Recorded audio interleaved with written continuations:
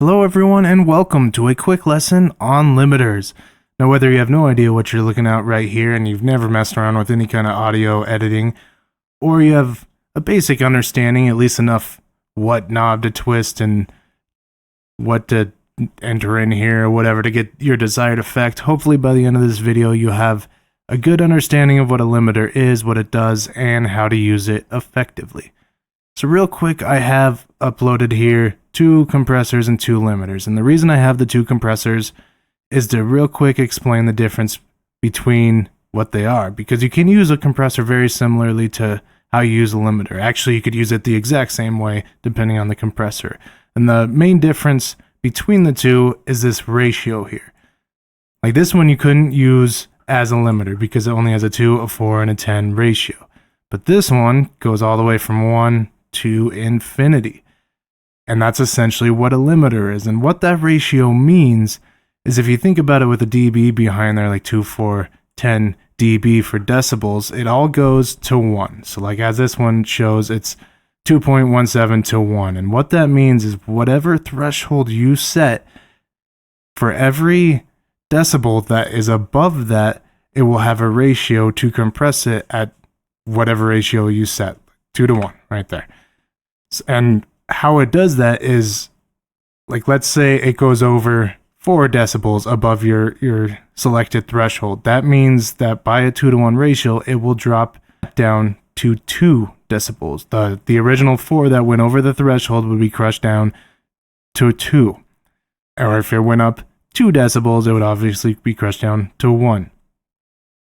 And so that kind of squeezes the audio that you're compressing. It doesn't necessarily get rid of all the peaks, although it can kind of catch them depending on how you set your threshold and all that. But it squeezes the sound more than puts a cap on it, I guess. It beefs it up and thickens it up, and it can be a really effective tool, usually used on individual tracks, whereas a limiter, I have them all routed to this one for the sake of just explaining what they are, but typically you'd want one limiter on the master to catch those peaks. And that's the best use of the limiter is it puts that nice little cap. Nothing is set above the cap or the ceiling that you choose, because they are set to infinity to 1. So it could be 80 decibels above your threshold and it's putting it down to 1. So that's why a limiter actually catches the peak and the compressors kind of do a bit of squeezing and widening.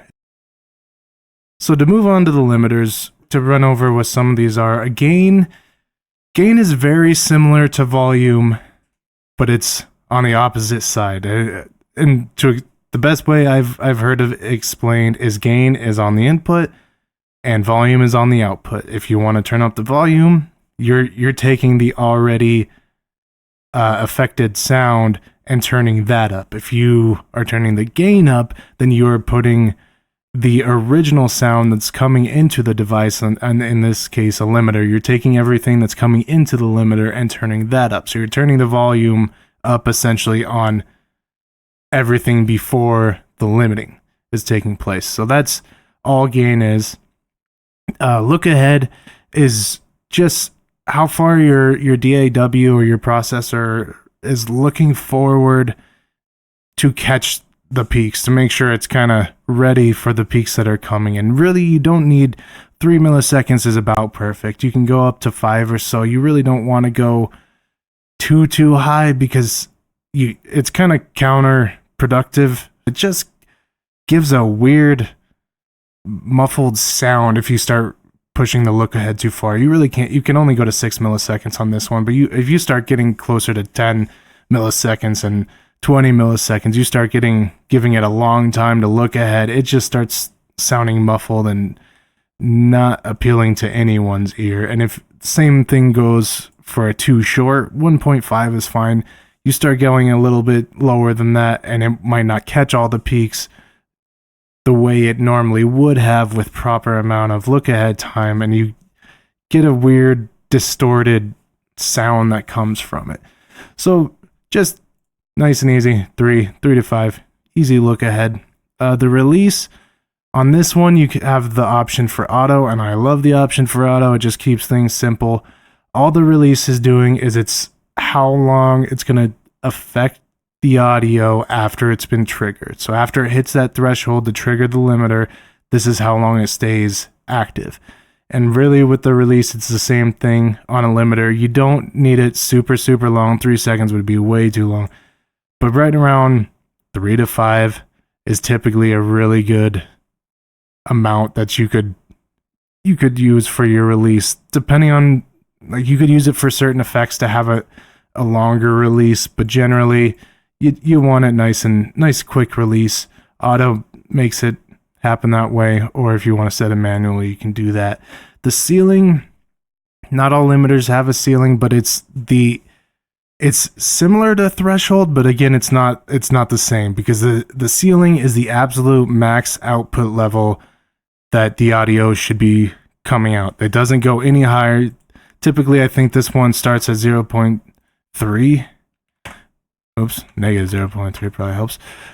So nothing should go higher than that. And you typically want below 0 decibels for your ceiling. You don't ever want to push all the way up to 0, unless, I guess, if you're making like death metal music or dubstep or music that you want every possible inch inside that track to be filled to the brim. Like, sure, you can push it. Your music's already distorted, so who cares? You can crank it up to 0. But especially with podcasts, anything spoken, you don't need to just crush the hell out of it. You can give it. I even start at -2. It's a lot easier with spoken word. You can't really hear that big of a difference between -2 and 0 decibels anyway, and you can always adjust it. But -2 is a pretty good place to start for a ceiling. And real quick to touch on what a threshold is, even though this one doesn't have it, this actually has a threshold right here. And what it is you're picking what decibel is the limiting going to take place. So real quick, I'll play this track I have queued up, and you can see you can set where the threshold's at. And as you drop down, everything gets kind of crushed, and it's just constantly pushing the heck out of it. Or you scoot it up, and it just hits those points right there. So the difference between these two limiters, this is probably the number one free limiter. Anyone can use it. Anyone can download it. It's fantastic. It does exactly what you need it to do as a limiter. I love the limiter that comes standard on Ableton, but obviously this is one that everyone can use. You can actually use it in Audacity as well. I think you could just Google how to upload a plugin. It's a .dll file. All you got to do is go to the website, download that, drag and drop the DLL file into your Audacity plugin folder. Boom, you got it. And so the reason I love this one so much is because it's so simple. You don't need a lot from your limiter. It's doing one basic function for the most part. If you're editing properly, you really don't need the editor or the limiter to do much more than take out the peaks. And that's about all this does. There's a link button where you can link these two. There's a time and place for that, but it's not for me. I just like to find exactly where it's hitting at the top and then adjust the volume there. That's it. I just like a tiny little bit of limiting to take place on my final limiter. And that's it. ISP is inner sample peak detection. Again, if you're cranking out metal and dubstep and stuff where you need to see every possible little inch that might come out, like it's just not super necessary in my opinion. Unless you're working with super, super loud music. You just don't need ISP when it comes to podcasts. It's a nice thing. You can leave it on. It's not going to hurt anything. But you really shouldn't be anywhere near needing ISP when you're editing and mastering podcasts. It's just not typical application you'd need it for. So, yeah, that is limiters in a nutshell, I guess. So, hopefully you guys learned a thing or two. Hopefully I explained it thoroughly enough to you guys that you can go ahead and start using these a lot more effectively if you didn't know what you were doing. And if you liked this video, please give me a thumbs up. You can leave me comments or questions or just tell me what I missed.